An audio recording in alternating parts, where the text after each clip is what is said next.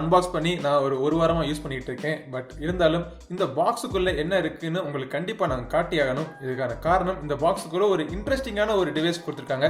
இது வரைக்கும் எந்த மொபைல் போன்லயும் நம்ம பார்க்காத ஒரு டிவைஸ் கொடுத்துருக்காங்க. அது என்னன்னு பார்ப்போம். ஸோ இந்த பாக்ஸோட பேக்கேஜிங் பார்த்தீங்கன்னா இதுக்கு முன்னாடி நம்ம பார்த்த Asus ஃபோன் மாதிரிலாம் இல்லை, கொஞ்சம் வித்தியாசமாகவே இருக்கு. இதில் வந்து பெருசாக 4G VoLTE சப்போர்ட்னு கொடுத்துருக்காங்க. ஸோ உள்ள திறந்த பாக்ஸில் என்ன இருக்குன்னு பார்க்குறப்போ ஆப்வியஸ்லி உள்ளுக்குள்ள மொபைல் ஃபோன் இருந்துச்சு. ஸோ மொபைல் ஃபோன் தவிர இதுக்குள்ள என்ன இருக்குன்னு பார்த்தீங்கன்னா சிம் எஜெக்டர் டூல் ஒன்று இருக்கு, யூசர் மேனுவல்ஸ், வாரண்டி கார்டு மற்றும் IMEI ஸ்டிக்கர்ஸ் இருக்கு. ஒரு 10 வாட் அதாவது 5 வோல்ட் 2 ஆம்பியர் சார்ஜர் ஒன்று கொடுத்துருக்காங்க, மைக்ரோ USB கேபிள், அப்புறமா ஒரு இன்ட்ரெஸ்டிங்கான ஒரு கேட்ஜெட். ஸோ இது என்னன்னு பார்த்தீங்கன்னா சாதாரண ஒரு அட்டைப்பெட்டி மாதிரி தான் இருக்கும். இதுக்கு பேர் வந்து மேக்ஸ் பாக்ஸ் அப்படின்னு சொல்றாங்க. ஸோ இதை வந்து இப்படி நீங்கள் விரிச்சிட்டிங்கன்னா மொபைல் ஃபோனுடைய ஸ்டாண்டு மாதிரி ஆயிடுது. கார்ட்போர்டால் பண்ணதான். பட் இது என்ன செய்யும் அப்படின்னா இதில் நீங்கள் மொபைல் ஃபோனை வச்சுட்டிங்கன்னா உங்கள் மொபைல் ஃபோனுடைய சவுண்டு வந்து கிட்டத்தட்ட 2 மடங்கு வரைக்கும் ஆம்பிளிஃபை பண்ணி உங்களுக்கு சவுண்டு அதிகமாக கேட்கும் அப்படின்னு சொல்கிறாங்க.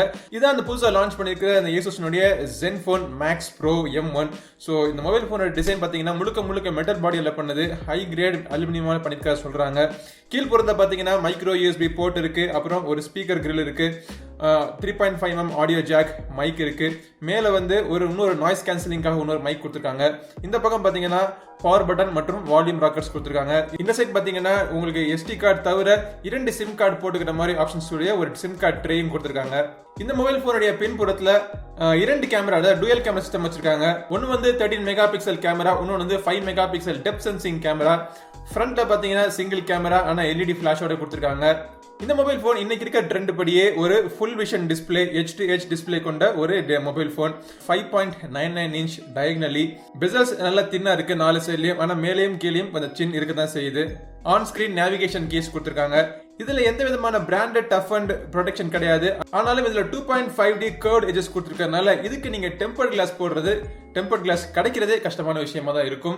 ஆக மொத்தத்தில் இந்த மொபைல் போனோட டிசைன் எப்படி இருக்குன்னு பாத்தீங்கன்னா நல்ல ஒரு சாலிட் கன்ஸ்ட்ரக்ஷன், நல்லா கையில பிடிச்சி யூஸ் பண்றதுக்கு ஒரு கம்ஃபர்டபுளான மொபைல் போன், ஒரு பிரீமியம் மொபைல் போன் யூஸ் பண்ற உங்களுக்கு ஒரு ஃபீல் கிடைக்கும். ஆனா டிசைனை பொறுத்த மட்டும் நம்ம ஏற்கனவே பார்த்த Redmi Note 5 மாதிரியே தான் இருக்கு. இப்போ Redmi Note 5 பாத்தீங்கன்னா அதே மாதிரி மெட்டல் பாடி டிசைன்ல டூயல் கேமரா சிஸ்டமும் அதே மாதிரி தான் வச்சிருக்காங்க. ஸோ கிட்டத்தட்ட ஒரே மாதிரியான டிசைன் தான். ஆனா இந்த மொபைல் போன் பாத்தீங்கன்னா ஒரு Redmi Note 5 Pro விட Redmi Note 5 காம்படிட்டரா வரும்னு சொல்றாங்க. நீங்க கவலைப்படாதீங்க. இந்த 2 மொபைல் போன், அதாவது Asus Zenfone Max Pro மற்றும் Redmi 5, இந்த எல்லா மொபைல் போனையும் கம்பேர் பண்ணி தனியான வீடியோல பாத்துறோம் நம்ம. சோ இப்போதைக்கு கண்டினியூ பண்ணி பாக்குறதுக்கு இந்த மொபைல் போனோட டிஸ்பிளே எப்படி இருக்குன்னு பார்ப்போம். இந்த மொபைல் போனோட டிஸ்பிளே பாத்தீங்கன்னா ஏற்கனவே சொன்ன மாதிரி 5.99 இன்ச்ல ஃபுல் HD பிளஸ் ரெசல்யூஷன் கொடுத்திருக்காங்க. 1080x2160 resolution. இந்த டிஸ்பிளே ரொம்பவே பிரைட்டாகவும் கான்ட்ராஸ்ட் ரேஷியோ, முக்கியமா வந்து இவங்க கான்ட்ராஸ்ட் ரேஷியோ வந்து 1500:1 கான்ட்ராஸ்ட் ரேஷியோ கொடுத்திருக்கா சொல்றாங்க. சோ கான்ட்ராஸ்ட் ரேஷியோ ரொம்பவே நல்லா இருக்கு. நம்ம பாக்குற இமேஜஸ்ல பாத்தீங்கன்னா அந்த பிளாக் லெவல்ஸ் ரொம்பவே நல்லா டீப்பா இருக்கு. சோ கண்டிப்பா ஒரு ரிச்சான ஒரு டிஸ்பிளேன்னு சொல்லலாம். இந்த டிஸ்பிளேனுடைய வியூயிங் ஆங்கிள்ஸும் ரொம்பவே நல்லா இருக்கு. ஓகே, அடுத்தது நம்ம பார்க்க வேண்டியது கேமரா. ஸோ இந்த மொபைல் போன் ஏற்கனவே சொன்ன மாதிரி பின்னாடி 13 mega pixel plus 5 mega pixel camera வச்சிருக்காங்க. முன்னாடி பாத்தீங்கன்னா 8 மெகா பிக்சலுக்கு ஒரு front facing camera with single LED flash கொடுத்திருக்காங்க. ஆனா இந்த வீடியோல இன்னைக்கு நம்ம கேமரா பத்தி பார்க்க போறது இல்ல. காரணம் பாத்தீங்கன்னா என்கிட்ட இருக்கிற டிவைஸ்ல ரீட்டைல் யூனிட், அதாவது ஃபைனலா நீங்க வாங்கக்கூடிய ஒரு யூனிட்ல இருக்கிற கேமரா சாஃப்ட்வேர் இதுல கிடையாது.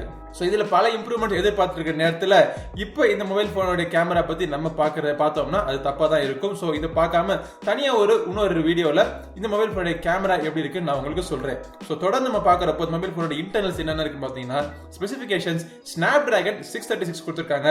அது தவிர 3GB மற்றும் 4GB RAM வேரியன்ட் கொடுத்திருக்காங்க இந்த மொபைல் போன்ல. இந்த RAM பாத்தீங்கன்னா ஹை குவாலிட்டி, அதாவது DDR4 RAM கொடுத்திருக்காங்க. Xiaomiயோட Redmi Note 5 Pro அடுத்து இந்த பிரைஸ் ரேஞ்சில இருக்கிற மொபைல் போன்ல DDR4 RAM வருது. இது இரண்டாவது மொபைல் போனா இருக்கு. இதுக்குள்ள பாத்தீங்கன்னா Android 8.1.0, அதாவது லேட்டஸ்ட் Android கொடுத்திருக்காங்க. நம்ம யூசுவலா பாக்குற Asus மொபைல் போன்ஸ் எல்லாத்தையும் பாத்தீங்கன்னா Asus Zenfone UI, Zen UI அப்படின்னு கொடுத்திருப்பாங்க. ஆனா இந்த மொபைல் போன்ல Zen UI எல்லாம் இல்லாம ஸ்டாக் Android UI உங்களுக்கு கிடைக்கிற மாதிரி இருக்கு. சோ உங்களுக்கு எக்ஸ்ட்ராவா தேவையில்லாத அப்ளிகேஷன்ஸ்லாம் இன்ஸ்டால் ஆகி இருக்காது. உங்களுக்கு ஒரு ஃபாஸ்டான எக்ஸ்பீரியன்ஸ், நல்ல ஒரு பெர்ஃபார்மன்ஸ் கிடைக்கும் அப்படின்னு சொல்றாங்க. அந்த மொபைல் போனை ஏற்கனவே உங்களுக்கு சொன்ன மாதிரி கிட்டத்தட்ட ஒரு வாரம் நான் யூஸ் பண்ணிட்டு இருக்கேன். ஸோ நான் என்னோட யூசேஜ்ல இந்த மொபைல் போனோட யூஐல எந்த விதமான லேகும் கிடையாது. ஸோ மெமரி மேனேஜ்மெண்ட் பாத்தீங்கன்னா ரொம்பவே நல்லா இருக்கு. எக்கச்சக்க அப்ளிகேஷன்ஸ் பின்னாடி ஓடிட்டு இருக்கு. நான் எனக்கு தேவையான அப்ளிகேஷன்ஸ் எல்லாமே ஆல்ரெடி இன்ஸ்டால் பண்ணிட்டேன். எவ்வளவு அப்ளிகேஷன்ஸ் இன்ஸ்டால் பண்ணாலும் இந்த மொபைல் போன்ல லேகுங்கிற விஷயம் இன்னும் கொஞ்சம் கூட எனக்கு தெரியல. என்கிட்ட இருக்கிறது 3GB RAM வேரியன்ட் தான். இருந்தாலுமே இந்த மொபைல் போன்ல லேக் எனக்கு சுத்தமாக தெரியல. ஆனா 3GB வேரியன்ட் வேரியன்ட்ல வெறும் 32GB ஸ்டோரேஜ் தான் இருக்கு. ஸோ நீங்க வாங்கணும்னு நினைச்சீங்கன்னா 4GB RAM வேரியன்ட் வாங்கிறது நல்லது. ஏன்னா அதுல 64GB உங்களுக்கு இன்டர்னல் ஸ்டோரேஜ் கிடைக்குது. கேம் லோடிங்லாம் பார்த்தீங்கன்னா ரொம்பவே ஃபாஸ்ட்டாக இருக்கு. ஸோ இப்போ ஒரு சாம்பிளுக்கு ஒரு கேம் விளையாண்டு காமிக்கிறேன், எப்படி இருக்குன்னு நீங்களே பார்த்துக்குங்க. ஸோ இன்னைக்கு இந்த மொபைல் ஃபோனோட கேமிங் பார்க்கறதுக்கு ரொம்ப எனக்கு ஸ்மூத்தாக தான் இருக்கு எக்ஸ்பீரியன்ஸ். ஸோ இது அறிமுக விமர்சனம் தான். ஸோ முழு கேமிங் ரிவ்யூ நம்ம தனியாக பார்த்துருவோம். நான் யூஸ் பண்ணி பார்த்த மட்டும் இந்த மொபைல் ஃபோனில் ஹீட்டிங் இஷ்யூங்கிற விஷயம் இது வரைக்கும் நான் யூஸ் பண்ணல. இந்த மொபைல் ஃபோனில் ஹீட்டிங் இஷ்யூ அப்படிங்கிறது நான் அப்சர்வ் பண்ணவே கிடையாது. பட் இருந்தாலும் ஃபைனலாக ஒரு ரிவ்யூ போட்டுருவோம். ஸோ அப்போ வந்து ஒரு வாரம் கழிச்சு இந்த மொபைல் ஃபோனை யூஸ் பண்ணிட்டு எப்படி ஹீட்டிங் இருக்கா இல்லை பல விஷயங்கள் கேமரா பற்றின பல விஷயங்கள் நம்ம தொடர்ந்து பேசுவோம். ஸோ இந்த மொபைல் ஃபோனில் பார்த்தீங்கன்னா ஃபிங்கர் பிரிண்ட் லாக் தவிர ஃபேஸ் ஐடி அன்லாக்கும் கொடுத்துருக்காங்க. இந்த மொபைல் ஃபோன் 2 கலர் வேரியன்ட்ல அவைலபிளா இருக்கு.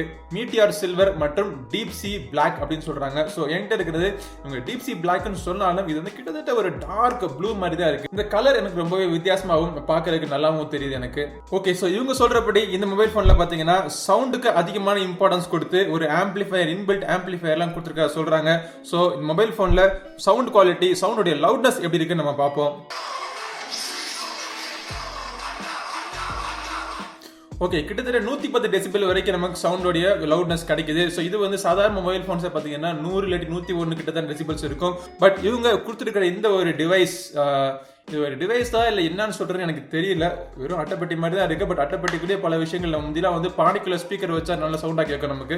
ஸோ அந்த ஒரு டெக்னாலஜி தான் இவங்க வச்சு ஒரு சின்ன ஒரு அட்டைப்பட்டிக்குள்ளேயே சவுண்டை அதிகப்படுத்தி காமிக்கிற மாதிரி ஒன்று கொண்டாந்துருக்காங்க. பட் இதனால என்ன அட்வான்டேஜ் அப்படின்னா உங்களுக்கு சவுண்ட் வந்து மித்த இடங்களுக்கு பிரியாம சரௌண்ட் உங்களுக்கு சவுண்டு போகாம உங்களை நோக்கி நீங்க வச்சு கேட்கறப்போ உங்ககிட்ட சவுண்ட் வர்றதுனால ஒரு டைரக்ஷனல் சவுண்ட் மித்த இடத்துல வேஸ்ட் ஆகிற சவுண்ட் எல்லாம் உங்களை நோக்கி வர்றப்போ உங்களுக்கு அதிகமான சவுண்ட் கிடைக்கிற மாதிரி ஒரு ஃபீல் கிடைக்குது. சோ அதுதான் இந்த டிவைஸ்னுடைய ஒரு அட்வான்டேஜ்னு சொல்லலாம்.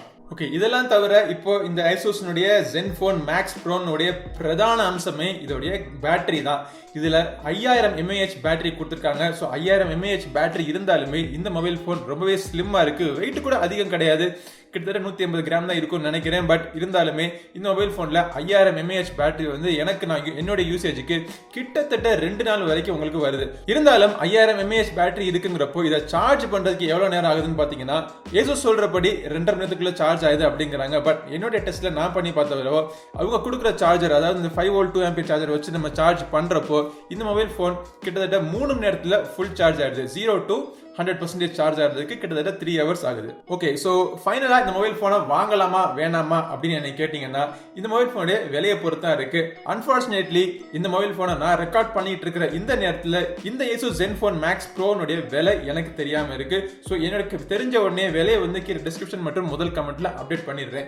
எனக்கு தெரிஞ்சு இந்த மொபைல் போனுடைய பிரைஸ் பார்த்தீங்கன்னா கிட்டத்தட்ட 15,000, அதாவது 13,000 14,000 இருக்கலாம்னு நான் நினைக்கிறேன். ஆனா அவங்க 3GB variant 4GB variant 2 variant கொண்டு சோ எப்படி பிரைஸ் பண்றாங்க அப்படிங்கறத பொறுத்து தான் ஒரு பெரிய டிசைடிங் ஃபேக்டர் இருக்கு. பட் இருந்தாலும் இன்னைக்கு நம்ம மார்க்கெட்ல என்ன மொபைல் போனை கம்பேர் பண்ணணும்னு பார்த்தா Xiaomi உடைய Redmi Note 5 மற்றும் Xiaomi உடைய Redmi Note 5 Pro.